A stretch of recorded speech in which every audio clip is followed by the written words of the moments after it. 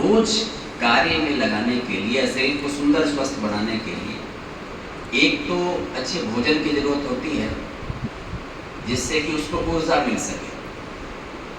उसी प्रकार से हमारा मन बुद्धि, जो हमारी आत्मा की सुख शक्तियां हैं, मन बुद्धि संस्कार, उनको भी प्रतिदिन अच्छे खुराक की जरूरत पड़ती है। जिस प्रकार की मोबाइल की बैटरी अगर हम चार्ज न करें तो कुछ घंटों में या दिन भर के प्रयोग के बाद वो डिस्चार्ज हो जाती है और उसके मोबाइल से काम नहीं लिया जा सकता है। उसी प्रकार से अगर शरीर को भोजन न दें तो शरीर भी अशक्त हो जाएगा, थक जाएगा, आराम खोजेगा। और उसी प्रकार से अगर आत्मा, जिसमें कि मन बुद्धि संस्कार जैसी सूक्ष्म शक्तियाँ हैं, अगर इनको भी नित्य प्रति भोजन नहीं दिया जाए, फीडिंग दिया जाए, तो वो भी धीरे धीरे उनकी ज्योति बुझ जाएगी। आत्मा के अंदर सम्यक रूपेण जो उसकी सूक्ष्म शक्तियां हैं, बुद्धि, मन और संस्कार, मन बुद्धि संस्कार, उनको सम्यक रूपेण काम करने की उनकी शक्ति क्षीण पड़ जाएगी। तो मन से अच्छे प्रकार से काम नहीं ले सकेंगे, बुद्धि से अच्छे प्रकार से काम नहीं ले सकेंगे।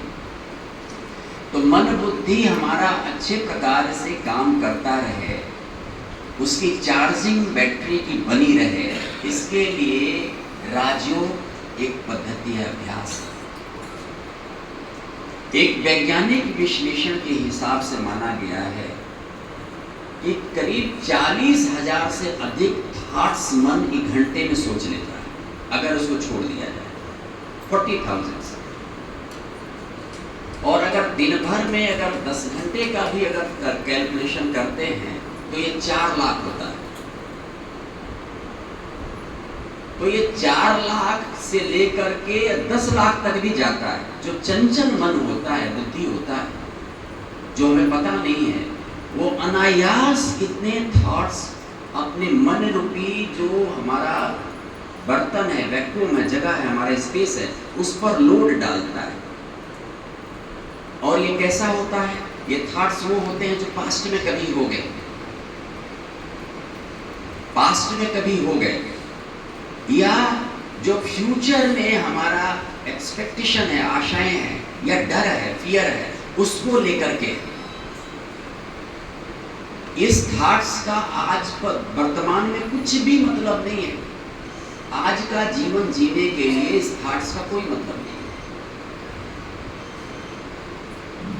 तो इन थॉट्स के कारण हमारा मन काम तो वही करेगा, जगह कोई फंक्शनिंग करने वाली जगह है तो उतना ही प्रोसेस करने वाला, जैसे होता है ना डिस्क, मान लीजिए हम लोग पढ़े लिखे लोगों में से ज़्यादातर लोग जानते हैं ना, जो हार्ड डिस्क है जिसमें कि स्टोरेज होता है, मोबाइल में भी होता है। तो अगर उसको हम फुल पर रखेंगे तो नया मैसेज लेने की क्षमता, अगर मैसेज फुल है तो कहेगा आप खाली करिए, एम्प्टी करिए। फ्रेंड सर्किल अगर 5000 की लिमिट फुल हो जाता है, फेसबुक करता है कुछ पुराने हटाइए तब नया बनाए। ऐसे ही ये माइंड है, अनायास हम ना जानकारी में अपने मन को इतना लोड दिए पड़े हैं कि वो नए थॉट्स लेने के लिए तैयार नहीं है। लेकिन चूंकि वो कोई मैकेनिकल चीज नहीं है जो हमें लिख के भेजे कि भाई आप पिछला हटाइए तो हम नया दें। जो एक भाई अभी आया था, पूछ रहा था कि भाई जी हमें संशय बुद्धि रहता है, हमारा निश्चय नहीं जुड़ पाता है, मैं नहीं जानता। हाँ तो भाई कहाँ बैठे हैं? हाँ ठीक है। ये इसलिए भी हो रहा है ना क्योंकि हमें अनायास ही अज्ञानतावश हमें पता ही नहीं है कि हमारा मेमोरी फुल है। तो जब मेमोरी फुल है तो जो नई बात किसी ने कही, जो नई चीज कहीं हमने सुना, या कोई नया अनुभव जो हमें जनरेट हुआ, उसको रिसीव करने के लिए तो हमारे मन बुद्धि में स्पेस ही नहीं है। वो तो फुल है फालतू चीजों से, रबिश चीजों से, पास्ट की मेमोरी से, थॉट से। दिन अभी बैठे बैठे इतने थॉट्स चलते रहते हैं। तो राजयोग कहता है कि इन थॉट्स को हम रोकते हैं ट्रैफिक कंट्रोल की तरह से। जैसे अगर चौराहे से अगर ट्रैफिक अच्छे से गुजारनी होती है ना, तो दो तरफ की ट्रैफिक को रोक दिया जाता है कि कम से कम आप रुको, इनको निकल जाने दो। तो उसी प्रकार से राजयोग के माध्यम से हम अपने मन को कमांड देते हैं कि भाई अब विचार जो इकट्ठा किए हो ना, अब वहां रुको, कम से कम उतने पर रुको। शुरुआत वाले को कहते हैं कि जितनी ट्रैफिक आ गई उतना तो आ गई, लेकिन अब स्टॉप कर, ताकि अब नई चीजों के लिए रास्ता बने। तो ये एक अभ्यास है। जब हम अपने मन को कमांड करते हैं आंख बंद करके, बाकी अभ्यास हो जाने पर खुले आंख से भी करते हैं कि थॉट्स को रोक दिया, अब नहीं आना भाई, अब जितना आ गए उतना वही कभी रुको, अब कुछ नई चीज को रिसीव करने के लिए हमको मौका दो। तो बाबा कहते हैं, ये प्राचीन राजयोग पद्धति कहती है, इस योग के माध्यम से कहती है कि जब तुम्हारा रूट क्लियर हो जाएगा तब इस रूट पर परमात्मा अनुभूतियों का, परमात्मा प्यार की अनुभूतियों के ट्रैफिक मूव कर पाएगी। अन्यथा उस प्यार की अनुभूतियों से तो ट्रैफिक तो आ ही नहीं सकती। आपने तो ट्रैफिक जाम करके रखा हुआ है। तो भगवान की झलक का जो पहली झलक है वो दिखाई ही तब देगी जब ट्रैफिक रोकी जाएगी। राजयोग में कहते हैं कि मन बुद्धि को सभी बातों से हटाकर और एक परमात्मा जो ऊंचे ते ऊंचा है, जो निराकार है, जो ज्योतिर्बिंदु स्वरूप है, जो सर्वशक्तिमान है, जो ज्ञान का सागर है, जो प्यार का सागर है, जो पवित्रता का सागर है, जो सुख का सागर है, ऐसे परमात्मा जिसके कि हम आत्माएं जहां के जिसके बच्चे हैं, हर मनुष्य आत्मा उसी परमात्मा के बच्चा है, संतान है। किन अर्थों में संतान है? क्योंकि एक रूपता है, एक रूपता है। संतान की विशेषता क्या होती है? जैसा बाप वैसा बच्चा। मनुष्य का बच्चा मनुष्य, किसी पंक्षी का बच्चा पंक्षी ही उसी का शरीरधारी बनता है। में तो बिल्कुल परमात्मा जैसे है। जैसे बाबा निराकार, परमात्मा निराकार, वैसे मनुष्य भी आत्माएं निराकार, वैसे ही ज्योतिर्बिंद, वैसे ही अशरीरी। पर फर्क कहां आता है? गुणों का फर्क आता है। परमात्मा सतोगुणी, सर्वगुण संपन्न, सर्वशक्तिमान है। हम बच्चे भी चूंकि उसकी संतान हैं, तो किसी समय पर हम भी सर्वगुण संपन्न, सर्वशक्तिमान हो सकते हैं। जब बच्चे छोटे होते हैं ना, बिगिनिंग में, तो बच्चा होता है, फिर बड़ा होकर के कहता है तो बिल्कुल बाप जैसा हो गया, कहता है नहीं तो इसको पहचान नहीं आता है, जैसे इसका पिता था वैसा ही हो गया। ऐसे ही बाप के बच्चे, ईश्वर के बच्चे इस राजयोग के माध्यम से, राजयोग क्या है? Simple remembrance of God, simple, इसलिए इसको सहज राजयोग कहा गया।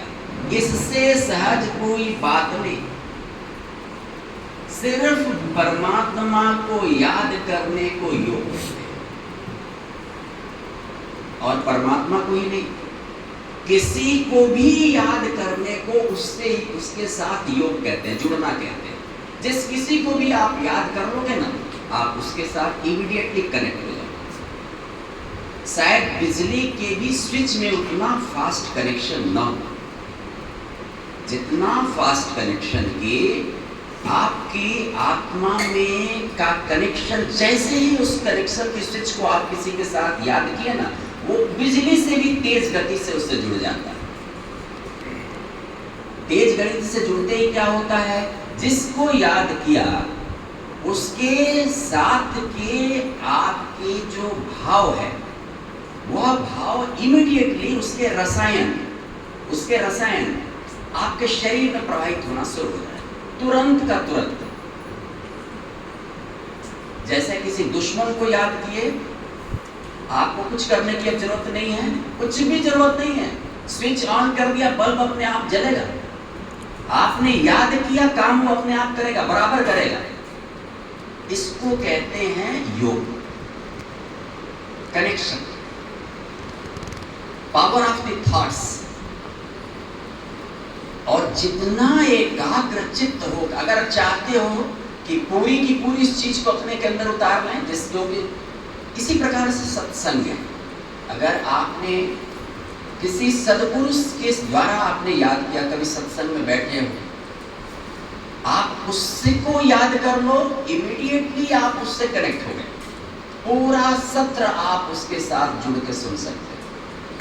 यू विल सरप्राइज कि आप किसी सत्संग में बैठे रहे हो और 1 घंटे के प्रवचन में हर एक लाइन याद कर सकते हो आप, इस कनेक्शन की ताकत से। बस केवल शर्त यह है कि कितना प्योरली कनेक्टेड हो, कितना एकाग्र चित्त होकर कनेक्टेड हो, कितना और सब बातों को भूल के कनेक्टेड हो। और कहीं सब कुछ भूल के कनेक्ट हो गए तो आप वही हो जाओगे जिसको याद कर रहे हो। तो राजयोग ये पद्धति है, बेसिक शिक्षा है। अब परमात्मा कहते हैं कि जब तुम्हारे अंदर वैज्ञानिक रूप से प्रूफ, जो भाई हमसे प्रश्न करने आए हैं वो मेरी बातों को सुन रहे होंगे, वैज्ञानिक रूप से सिद्ध जब थॉट्स की इस पावर को तुम जानते हो, वैज्ञानिक रूप से सिद्ध, ये कोई हाइपोथेटिकल बात नहीं, तो क्यों नहीं इसका इस्तेमाल तुम मेरे साथ करते हो? तुम मेरे को कनेक्ट कर लो। तो जब मुझे कनेक्ट करोगे तो मैं तो प्यार का सागर, सागर समुद्र के किनारे कोई गया होगा तो अनंत लहरें, कभी भी खत्म नहीं होने वाली लहरें, उसमें नफरत का स्थान हो नहीं सकता, द्वेष का स्थान हो नहीं सकता, किसी में फर्क जैसी शब्द वहां पर दिखाई नहीं दे सकता। भगवान के प्यार के समुद्र के किनारे बैठ के फर्क, भेदभाव, नीचा छोटा, बड़ा छोटा, यह डिक्शनरी से गायब हो जाता है। परमात्मा प्यार का सागर है, उसको याद कर लिया। परमात्मा ज्ञान का सागर है, ज्ञान का एक ही स्रोत है। संपूर्ण प्रकार की भाषाओं में, संपूर्ण प्रकार की पूजा पद्धतियों में, धर्म में, शास्त्रों में लिखी गई अनेकानेक असंख्य ज्ञानों का मूल स्रोत एक है, वो है परमात्मा। वह ज्ञान का सागर है। अगर एक लोटा किसी ने वहां से लेके नहीं आया ना, तो कोई भी शास्त्र लिखा नहीं जा सका किसी भी धर्म का। वही का एक लोटा आकर के कुछ बन पाया होगा, जिसको हम जानते। कहा भी गया है कि पूरी धरती को यदि कागज बना लें, पूरे समुद्र को यदि स्याही बना लें, पूरे वृक्षों की जंगल को यदि लेखनी बना ले, तो भी यह ज्ञान लिखा नहीं जा सकता है। बाकी शास्त्रों की क्या आवश्यकता? ऐसे ज्ञान के सागर परमात्मा को याद भर कर लो। जितना एकाग्र होकर के याद करोगे, वो धारा तुम्हारे अंदर से निकल पड़ेगी। ऐसे ही शक्तियों का सागर, ऐसे ही पवित्रता का सागर, परमात्मा के अनंत गुणों के अनंत भंडार को याद करके समीप कनेक्ट हो जाओ, तो वह जो थॉट यहाँ पर कनेक्ट होकर दुख को जन्म देती है, वह अनंत सुखों की जन्मदात्री हो जाएगी। तो राजयोग वह पद्धति है जो रिमेम्बरेंस ऑफ गॉड की प्रक्रिया को बड़े सरल तरीके में, अब आज और ज़्यादा नहीं हम बात कर पाएंगे, लेकिन इसके राजयोग के बहुत अनेक फायदे हैं। आरोग्य में बताऊं कि अगर लंबी कोई भी असाध्य बीमारी, इसके भी प्रमाणित साक्ष्य मैं जानता हूं कि आज के परिवेश में मानव का बुद्धि इतना तार्किक हो गया है कि सहज स्वीकार करने वाला नहीं है, निश्चय बुद्धि नहीं बनने वाला। इसलिए हम लोग जैसे लोग कोशिश करके, मेहनत करके, ये आपके लिए जो नए लोग हैं उनको कोशिश करते हैं कि तथ्यों के माध्यम से, साक्ष्यों के माध्यम से, ताकि आपकी संशय समाप्त हो सके। प्रामाणिक रूप से असाध्य रोगों को, जिसको सारे डॉक्टरों ने मना कर दिया, ऐसे रोगियों का इलाज केवल राजयोग के नियमित अभ्यास से संभव हो पाए और अपना वो स्वस्थ और अच्छा जीवन जिए। शरीर के अंदर की सारी कमियों को, बीमारियों को दूर करने का, एक लंबी आयु को पूरा करने का इससे सहज कोई भी तरीका नहीं। हीलिंग जिसको कहते हैं, हीलिंग प्रोसेस का सबसे अच्छा नमूना राजयोग, सबसे अच्छा। तमाम शारीरिक रूप से अभ्यास करने वाले, योग करने वाले का शरीर सौष्ठव तो अच्छा हो सकता है, शरीर की बनावट तो अच्छी हो सकती है, लेकिन अगर लंबी आयु की गारंटी वो भी नहीं लेता। पर ये राजयोग जो परमात्मा ने स्वयं आपके आत्माओं को दिया है, यह इस बात की गारंटी लेता है कि राजयोग आपकी लंबी आयु, आपके आरोग्य को नियमित करता है, उसको रेगुलेट करता है, आपके शरीर के अंदर की तमाम बीमारियों को, तमाम कमजोरियों को ये अपने साथ इसको दूर करता है, हीलिंग करता है उससे। तो राजयोग के बहुत ढेरों सारे फायदे। फिर बाबा के बच्चे जानते हैं कि 21 जन्मों की बादशाही, पूरा आधा कल ये कौन छोड़ने वाला है? जिसको भी इसको कहते हैं कि इसको सकारात्मक इच्छा, हालांकि इच्छा मात्र अविद्या, बाबा कहते हैं कि किसी भी प्रकार की इच्छा बच्चों के अंदर नहीं होनी चाहिए, लेकिन जो एक सकारात्मक लालसा है ना बच्चों की, वो 21 जन्मों की बादशाही टारगेट है ना, लक्ष्य है ना, सामने हमेशा दिखाई देता। तो इसलिए ये 21 जन्मों की बादशाही जो मिलती है, ये राजयोग के माध्यम से। और सबसे बड़ी बात, जो ईश्वर, परमात्मा, धर्म आदि आदि के विषय में नाना प्रकार संशय तो इस पर होना चाहिए। मुझ पर हैरानी होती है कि लोग ये प्रश्न क्यों नहीं करते कि सदियों से ये आंखें देखना चाहती है भगवान के अवतार को। किस आंख ने देखा है भाई? सदियों से देखना चाहती है, पीढ़ियां बीत गई कि हम अपने अखियां हरि दर्शन को प्यासी गाते हुए, अखियां हरि दर्शन को प्यासी। किसको इन आंखों से हरि के दर्शन हुए, इस पर क्यों नहीं प्रश्न करते? राजयोग पद्धति है, परमात्मा कहता आओ सहज तुमसे मिलते हैं, सहज तुमसे मिलते हैं, बस तरीका बदलो,